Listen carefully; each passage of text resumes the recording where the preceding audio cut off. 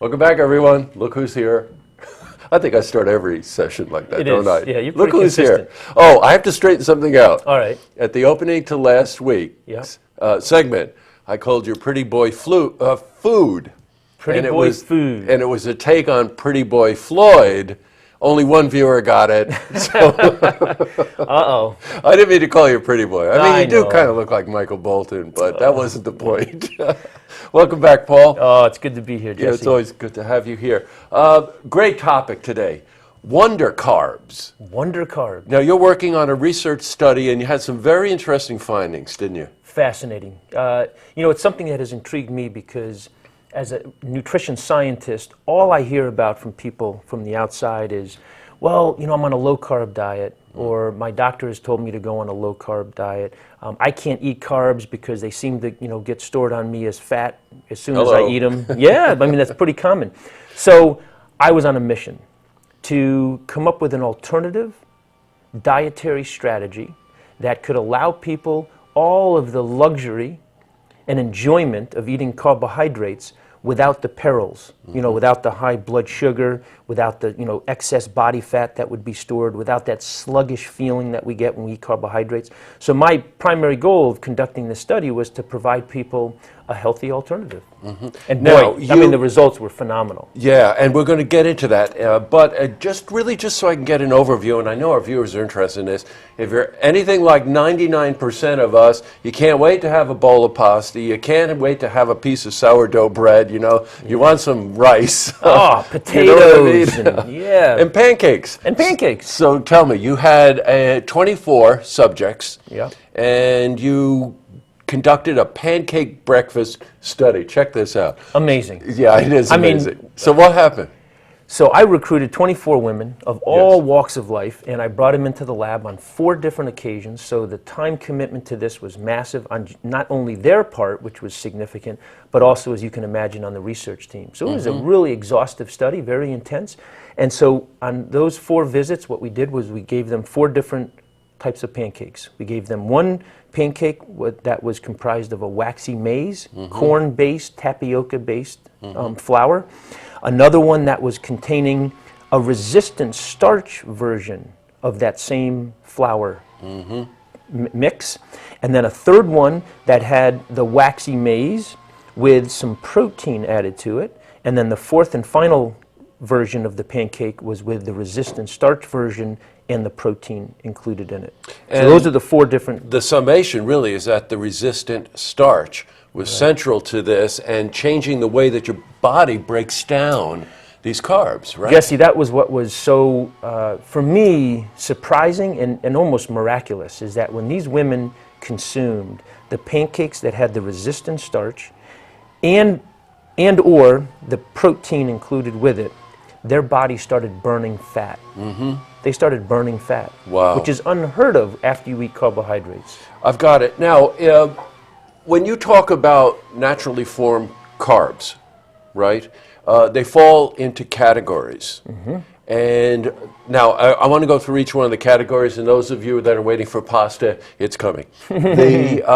So when you modify the starch, you can really change the way your body metabolizes this, right?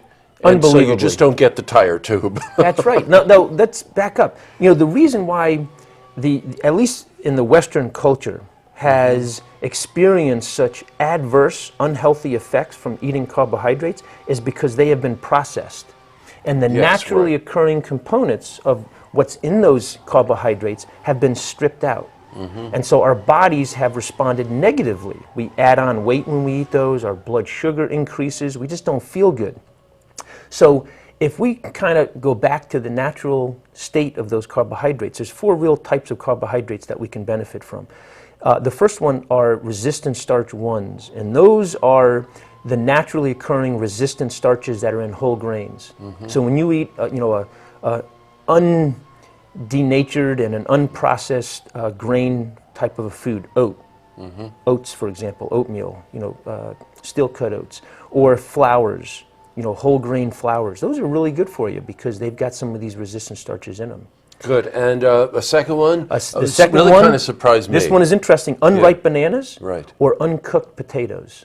I don't know about you, but unripe banana, I can probably make it through. An uncooked potato. Yeah. You don't have a lot of fans in this culture Maybe for not. uncooked potatoes. In some cultures, they're eaten, and so they're benefited. Let's get to the third one. All right, the third one I think it will resonate with a lot of people, and those are cooking any type of starch, like a pasta, a rice, a potato, and then cooling it.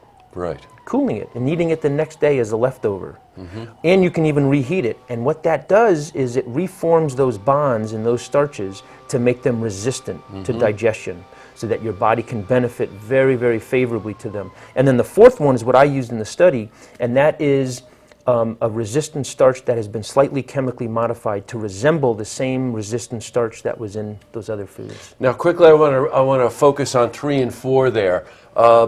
You know, I asked him this question. I thought, okay, if you're going to cook the pasta, then cool it. Yeah. You can actually reheat it again. Reheat it and again. it still maintains the Beneficial properties. Right. Okay. Yes, very important point. So you can eat day after leftovers, either cold, or you can heat them up, and you're still going to get the benefit. And that works for Phenomenal. pasta, and it works for rice, Good. potatoes, Okay. Potatoes. all those carbohydrate kind of comfort foods that we have been told to push aside. And you can now incorporate those back in for really favorable health And that benefits. fourth one is really still a lab tested, Yes. not necessarily available to the public, but on its way, right? It's There's on a its heightened way. awareness for this. Very I think much is so. The way you said it. The food industry is incorporating it already right now into certain foods, so that people can enjoy eating carbohydrates without the disadvantage and the unhealthy benefits. Well, you know, Paul, for as much of a struggle as it is to keep up with you, because you're such a knowledgeable scientist, the part that I really love is that you really feel this. You're really passionate about this. Give me summarize that for me. Yeah, this is why I do it. You know, my whole objective when I set out to be a scientist in the health field is to provide others the opportunity to incorporate healthy lifestyle strategies without having to upheaval their whole entire daily regimen. And so this is just one avenue that I think is tremendously beneficial and has huge health benefits attached to it, and you can incorporate these things into your daily routine. Boy, oh boy. Dr. Paul's going to be traveling next couple of weeks. As usual, you're guest speaking all over the place. Yep. You're becoming quite the authority, you know. Oh, I love it. And quite the dancer, too. Yeah, I have a little bit of Inside joke. yeah, maybe we can show them sometime. Yeah, that we might be able to do that. But you will be back before Thanksgiving. Yeah. Because you've got something called the Thanksgiving myth, and I really want to get Thanksgiving into myth. that. I think the viewers are going to really enjoy this one. Well, thank you so much, Paul. Safe travels, and I'll see you before Thanksgiving. Thanks, Jason. Okay, good. Later. To see this interview again, you can head to our website, looktvonline.com.